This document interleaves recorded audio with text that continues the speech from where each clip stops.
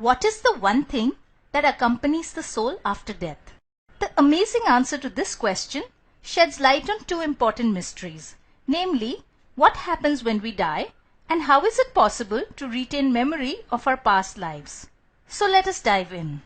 Watching all the corruption scandals unfold in India, my mother often remarks, "Why are people blindly rushing to accumulate so much wealth, property and power? After all, none of these things will accompany them beyond death." And she's right. Whatever be our cherished worldly possessions, those which we mistakenly use to determine our self-identity, such as our job, our wealth, home and car, even our bodily appearance, one day when we die, we shall have to let them all go in one clean sweep. We came empty-handed into this world and empty-handed we shall go. However, while we cannot take our material possessions with us, there is one highly critical yet deeply overlooked thing which we do take with us when we die. This thing is our mind. And unless we have attained to samadhi in this life, our mind will accompany our soul after death in its journey onto the other side. This fact has been explained by Swami Vivekananda when he said, "This Atman or soul goes through birth and death accompanied by the mind." It is only because we are able to take our mind, the real storehouse of all impressions with us after death, that an unbroken continuity can be maintained between all our previous births and the current and future ones. But how exactly does the soul take the mind with it after death? The mechanics of this process have been outlined for us by the great rishis of Vedanta. These ancient sages of India witnessed certain fundamental truths about the nature of the universe in the advanced stages of meditative superconsciousness. These truths constitute the philosophy of Vedanta. One of the main tenets of Vedanta is that the soul of every human being is encased in 3 successive bodies. These bodies can be thought of as layers or shells that surround the soul. Swami Sivananda of the Divine Life Society equates this to when we put on 3 successive layers of clothing. The outermost shell is that of the gross physical body. This is the body we most commonly identify with, and it houses the brain and other organs. It is known as the Sthul Sharir in Sanskrit. Behind the gross physical body is an ultrafine, subtle or astral body, also known as the Sukshma Sharir or Ling Sharir in Sanskrit. This subtle body consists of the mind and its components such as intellect, memory, ego, etc. Because the subtle body is a carrier for the mind, therefore it is also known as a mental body. Now, one very interesting point about the subtle or astral body is that it appears as a dim vapor-like duplicate of the physical body, which cannot be seen by the naked eye. This fact has been revealed by Swami Sivananda in his wonderful book Self-Knowledge. Behind the subtle body and forming the innermost layer is the causal body or Karan Sharir. The causal body is unmanifest, and therefore I have not drawn it because it cannot be physically represented.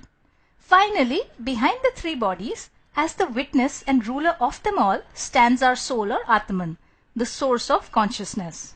Now, from this little discussion, we have seen that each individual or jiva in Sanskrit is comprised of 4 things: the real self, the Atman or soul, and the 3 successive bodies that encase the soul. Having attained to this knowledge, we are now in a position to delve into the process of death and rebirth. So what happens at the time of death?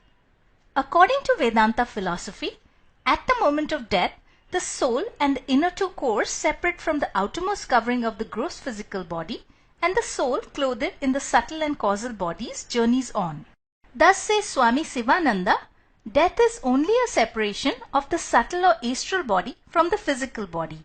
Just as a person passes from one room to another, the soul passes from the gross plane of existence to the subtle. Now, this subtle body or Sukshma Sharir, as we have seen earlier, is the carrier for the mind. Till a person is living, he or she is clothed in all 3 bodies, and the mind is merged with the brain and body. But upon death, the physical body is shed, and as Swami Vivekananda has explained, the soul goes out and carries part of the mind with it. Furthermore, as both Vivekananda and Sri Aurobindo have revealed, it is our mind and not the brain which is the real storehouse of all impressions or sanskars.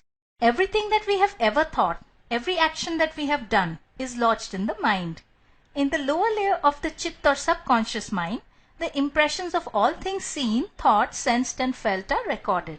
For this reason, even though the brain has been left behind at death, a lifetime of impressions or sanskars stored in the subconscious mind accompany the soul after death. What's more, since the same mind has been evolving and traveling with us from birth to birth, therefore the impressions of all lives past as well as those of the current one are stored in the subconscious mind. When the soul takes a new birth, this entire library of past impressions can potentially be accessed by the new brain, and in this way it is possible to remember our past lives. Now, in the normal course of things, these past life impressions remain buried deep within the recesses of our subconscious mind, and therefore most people are unable to recall their past lives. However, in certain special situations, such as when a soul reincarnates quickly without spending too much time in the subtle world, or through hypnosis, or through certain highly evolved yogic processes such as Kundalini awakening, it is possible to remember events from the immediate or some or even all of our past lives. One of the most famous verses from the Bhagavad Gita which captures these possibilities is when Lord Krishna tells Arjun, "Many births of mine have passed as well as yours, O Arjun. I know them all, but you know them not." Even Lord Buddha remembered many of his past lives, including the times when his soul was evolving through animal births. This brings us to the end of our presentation. Thank you so much for watching.